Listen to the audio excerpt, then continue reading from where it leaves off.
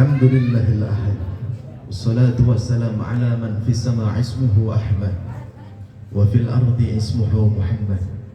اللهم صل على نور الأنوار وسر الأسرار وترياق الأخضر ومفتاح الباب الياسر سيدنا ومولانا محمد المختار وآله الأطيار وأصحابه الأخيار عدد نعم الله وإفضاله. Amma ba'd. Yang saya cintai, yang saya muliakan, yang saya hormati, terkhususnya kepada keluarga besar Bapak Hari Haryadi, mata'anallah fi kulli hayati. Semoga Allah Ta'ala panjangkan semua keluarganya.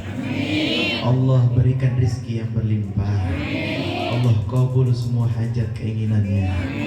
Wabil khusus yang duduk di sini, yang hadir di sini, semoga Allah Ta'ala kabul semua hajatnya. Yang punya utang Allah lunasin utangnya. Yang punya hajat semuanya Allah kabul segala hajat keinginannya. Diberkahi setiap umurnya, diberkahi setiap langkahnya. Amin ya rabbal alamin. Alhamdulillah, kita bersyukur kepada Allah yang dimana telah memberikan kita nikmat yang paling unggul, nikmat yang paling diiri-irikan oleh umat-umat Nabi terdahulu adalah menjadi umatnya Nabi Muhammad. Alhamdulillah, kita bersyukur kepada Allah telah memberikan kita nikmat iman, nikmat Islam, nikmat Quran, nikmat umur, sehingga alhamdulillah kita masih diperkumpulkan di tempat yang insya Allah dimuliakan oleh Allah Subhanahu wa Ta'ala. Tak lupa pula kita salamkan kecintaan kita kepada sosok manusia yang paling agung, yang paling mulia, yang tidak ada tandingan kemuliaannya, baginda Maulana Muhammad. Ini acaranya memperingati haul daripada Zaki Al-Farizi bin Hari Haryadi, haul keduanya. Kita berdoa kepada Allah semoga almarhum Allah haramkan api neraka menyentuhnya. Allah bukakan pintu surga seluas-luasnya. Allah kumpulkan bersama orang-orang yang soleh.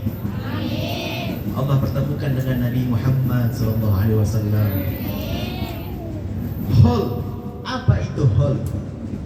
Haul itu banyak orang, yakni mereka orang-orang yang nggak paham haul.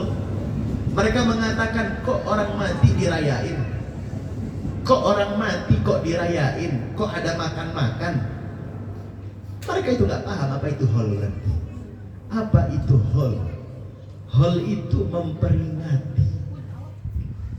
Bisa jadi selama hidupnya fulan, siapapun mereka yang mengadakan haul, bisa jadi selama hidupnya mereka itu mempunyai kebaikan. Maknanya haul ini memperingati, bukan merayakan, memperingati. Apa yang diperingati? Kebaikan-kebaikan mereka selama masih hidup di dunia. Kebaikan-kebaikan mereka nggak akan pernah dilupakan. Ini bukti cinta setiap keluarga mengadakan haul, memperingati kepergian seseorang yang dicinta, bukan merayakan. Kita mencintai, makanya kita memperingati. Saya, Allah yarham, saya punya abah meninggal, setiap tahun saya adakan haul. Untuk apa? Memperingati atas cintanya saya punya ayah. Ada yang bilang, Habib, emang Nabi Muhammad pakai haul-haulan? Emang para sahabat pakai haul? Emang ada zaman Nabi Muhammad haul Nabi Muhammad? Emang ada? Itu bid'ah, Habib. Oh, kata siapa? Bukan berarti yang tidak ada di zaman Nabi Muhammad tidak bisa kita lakukan sekarang.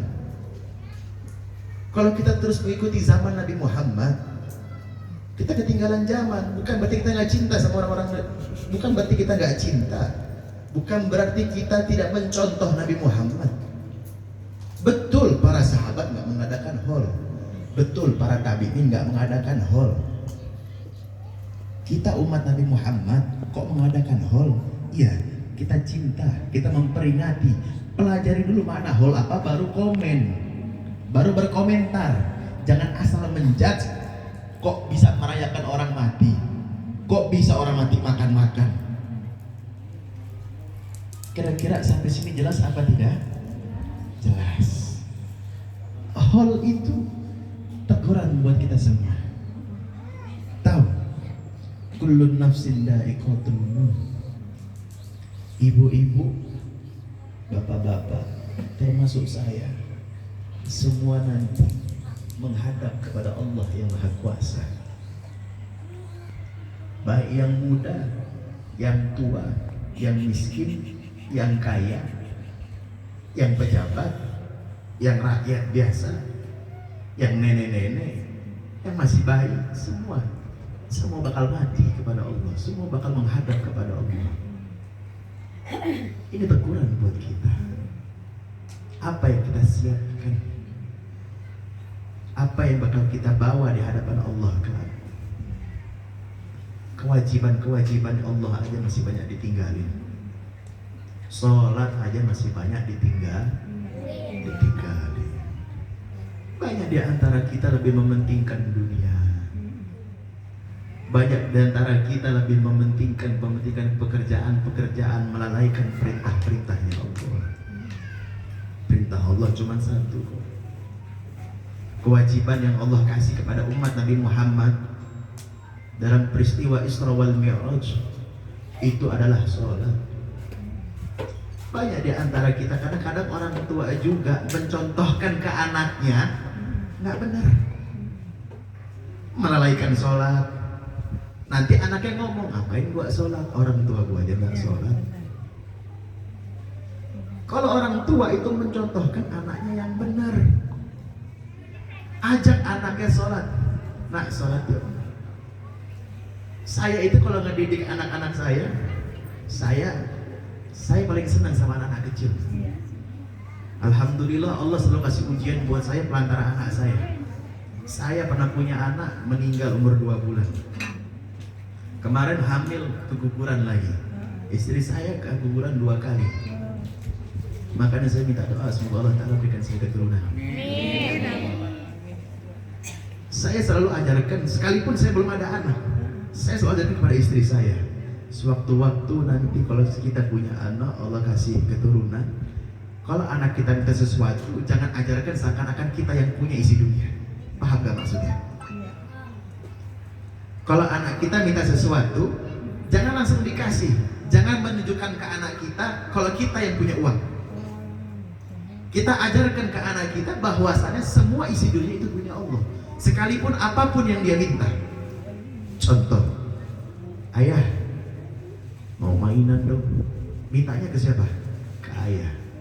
Ayahnya ngajarin kalau mau minta sesuatu jangan sama ayah. Sholat dulu coba. Sekalipun bapak ibu punya uang yang banyak, amin. Anaknya minta sesuatu, ajarin dari kecil, ini dari umuran mereka. Ibu bapak ajarin kalau mau minta sesuatu sama ayah, jangan minta sama ayah. Ayah nggak punya apa-apa, minta sama Allah. Ajarin caranya bagaimana? Ajarin sholat. Ayo nak, sholat dulu, minta sama Allah.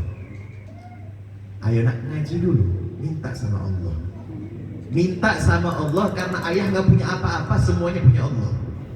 Kalau kamu minta sama ayah nggak punya apa-apa. Ibu nggak punya apa-apa, semua punya Allah. Minta sama Allah, suruh sholat. Itu apa? Mengajarkan dia dari kecil supaya kenal sama Allah, bukan kenal sama dunia. Tapi banyak anak sekarang apa-apa dimanjain, apa-apa dikasih. Bukan berarti saya mengajarkan untuk nggak sayang sama anak. Justru karena sayang sama anak, kenalkan dia pada Tuhannya. Kalau dia sampai besar nggak kenal Tuhan, kasihan kalian para orang tua. Ketika kalian mati, siapa yang bakal mendoakan? Ketika kalian menghadap Allah, siapa yang mendoakan kalian?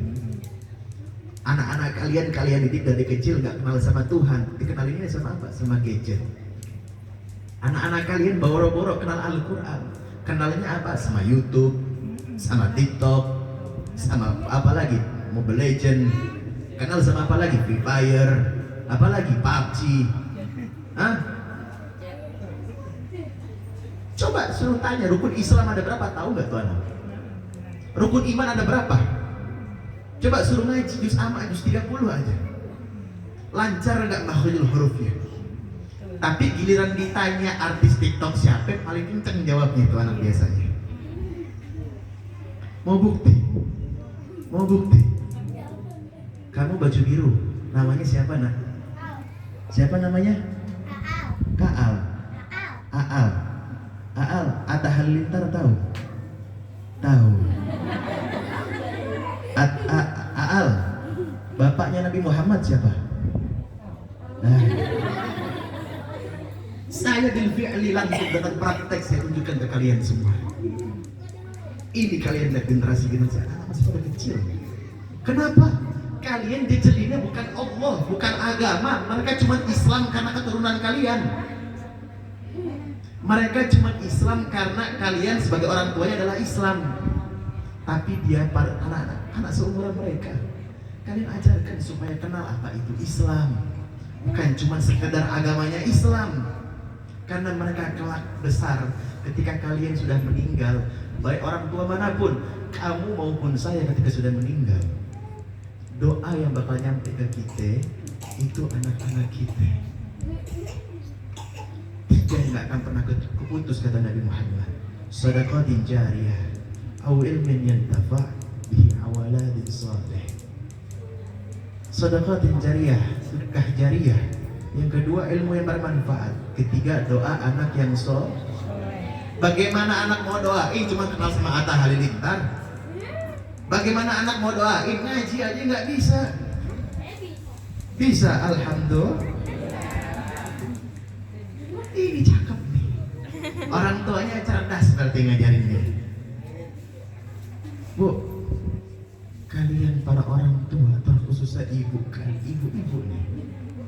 Kalian itu biasanya orang tua yang paling dekat sama anak. Kalau bapak biasanya di rumah tangga tegas. Tapi kalau ibu saking sayangnya sama anak, dia yang bisa ngerangkul. Dia yang bisa ngasih sayang yang lebih kepada anaknya. Makanya kata Nabi Muhammad, ummuka madrasatul ula. Ibumu adalah sekolah pertamamu. Jadi kalau ada yang bilang harus lebih menghormati guru daripada orang tua, harus beradab kepada guru, betul. Sama guru harus beradab, sama guru harus berakhlak. Tapi jangan lupa, orang tuamu pun guru kamu. Yang mengajarkan huruf alif sampai ya setelah kamu lahir adalah ibumu. Yang mengajarkan huruf A sampai Z itu adalah ibumu. Makanya ummuka madrasatul ula. Ibumu adalah sekolah pertamamu. Kira-kira sampai sini jelas kagak? Jelas kagak? Nah, sekarang lanjutnya, orang tua juga kadang kalau marah nggak boleh ngomong sembarangan. Ini anaknya salah dikit diomongin sembarangan. Kalau jadi orang tua nggak boleh ngomong sembarangan, sekalipun dalam keadaan marah sama anaknya. Contoh, ini orang-orang Betawi kalau ngomong saklek tahu saklek, kalau ngomong jangan sembarangan. Ini anaknya mentang-mentang Betawi, lalu anak goblok banget. Anaknya sendiri kata goblok. Baik-baik malaikat bilang amin, goblok beneran tuh anak. Sekalipun tuh anak goblok, nilainya jelek, jangan diomelin. Omongin aja yang baik-baik, ya Allah, anak emak nilainya 40, pinter banget. Berapa nilai matematikanya? 0, Masya Allah, pinter. Yang penting jangan ngomong sembarangan. Omongan itu doa, hati-hati. Jangan ngomong sembarangan ke tuh anak. Nanti udah gede, jeplak tuh jadi orang tua nih. Lu ngomong mulut suka sembarangan nanti anaknya. Makanya saya itu dididik sama saya punya abah, sama saya punya umi. Itu gak boleh sedikit pun ngomong kasar dalam rumah saya. Baik tamu yang datang maupun keluar maupun keluarga saya, itu nggak boleh ada yang ngomong kasar di rumah. Jangankan ngomong kasar, ngebuka aurat aja keluar kamar nggak boleh sama saya punya abah. Saya punya abah ngedidiknya dari kecil. Itu dikasih kamar masing-masing. Saya, akhi, Farhat, umi sama abah itu satu kamar. Saya sama akhi beda kamar. Setiap keluar kamar wajib menutup aurat sekalipun depan abah saya. Makanya saya sampai detik ini, saya nggak pakai sarung misalnya. Saya nggak pakai sarung, atau saya pakai sarung tapi betisnya kelihatan. Wallahi saya malu. Karena orang tua saya mendidik saya dari kecil dengan agama. Sampai-sampai sekedar aurat saja saya takut. Padahal saya laki. Kalian lihat, saya laki. Tapi ketika terlihat betisnya saja, saya malu. Mungkin kalian baru kenal sama saya. Ini Bang Agus, sudah berapa lama ikut saya? Beliau tahu, saya ke mall pun saya kalau ke mall pakai sarung. Gak pernah saya pakai celana. Pakai celana saya kehitung jari. Saya kemana-mana pakai sarung. Diundang pakai sarung, ke mall pakai sarung, ketemu klien pakai sarung. Kenapa? Karena orang tua saya mengajarkan saya agama dari kecil. Makanya sampai sekarang saya takut sama Allah, menjaga aurat saya. Itu kenapa? Karena orang tua saya. Siapa guru pertama saya? Siapa? Abu Gus Lukman? Bukan. Habib Bahar? Bukan. Beliau cuma guru-guru di luar saya ketika saya khidmat.